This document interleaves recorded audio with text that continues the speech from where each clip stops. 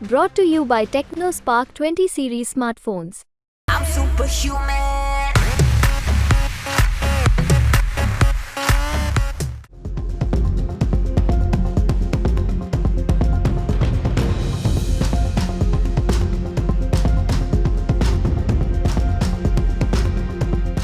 भारत का डंका दुनिया में इस तरह से बज रहा कि अब चीन को फ्रांस और यूरोप का दरवाजा खटखटाना पड़ रहा और उसे ये भी कहना पड़ रहा कि फ्रांस प्लीज यूरोपीय यूनियन से कहिए कि वो चीन की सकारात्मक नीति की तरफ देखे।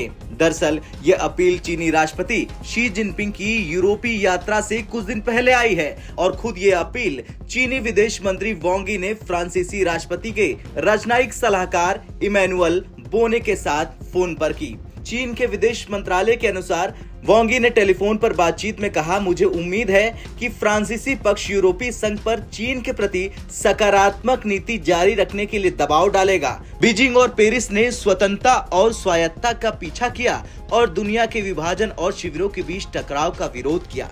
अंतर्राष्ट्रीय समुदाय दोनों देशों से एक साझा आवाज की उम्मीद करता है। ऐसे समय में जब अंतर्राष्ट्रीय स्थिति जटिल और अस्थिर है, कई चुनौतियों और हॉटस्पॉट के साथ अंतर्राष्ट्रीय समुदाय को उम्मीद है कि चीन और फ्रांस विश्व शांति और स्थिरता और मानव जाति के भविष्य और नियति के संबंधित प्रमुख मुद्दों पर एक मत रुख बनाएंगे और ऐसा करेंगे।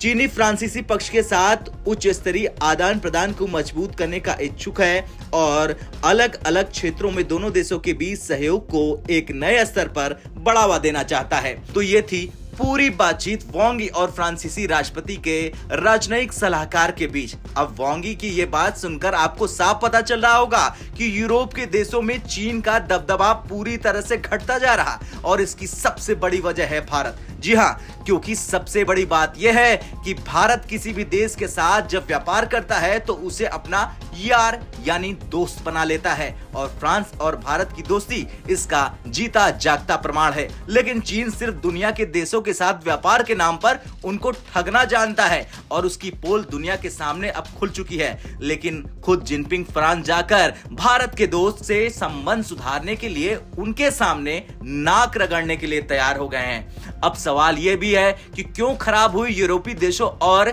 चीन के बीच संबंध, ये जानना आपके लिए बहुत जरूरी है। दरअसल इस तनाव के पीछे एक प्रमुख कारक अभूतपूर्व व्यापार असंतुलन और चीन के बाजारों तक पहुंच की कमी को लेकर गुट में बढ़ता असंतोष है। पिछले हफ्ते यूरोपीय संघ आयोग ने चिकित्सा उपकरणों की खरीद में चीनी कंपनियों को दी गई कथित प्राथमिकताओं की जांच शुरू कर दी। इतना ही नहीं, चीनी निर्मित इलेक्ट्रिक वाहन भी जांच के दायरे में आ गए। इस चिंता के बीच समर्थन के परिणाम स्वरूप यूरोपीय संघ के बाजार में चीनी कंपनियों को मूल्य लाभ मिल रहा।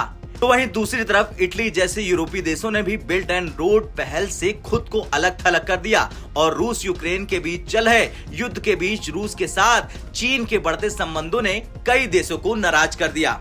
बता दें, फ्रांस के दरवाजे पर दस्तक देने का चीन का ये फैसला ऐसे समय में सामने आया जब भारत फ्रांस संबंध अब तक के सबसे ऊंचे स्तर पर पहुंच गए। जुलाई 2023 में प्रधानमंत्री नरेंद्र मोदी ने फ्रांसीसी राष्ट्रपति इमैनुअल मैक्रोन के निमंत्रण पर बेस्टिल डे परेड में सम्मानित अतिथि के रूप में भाग लिया।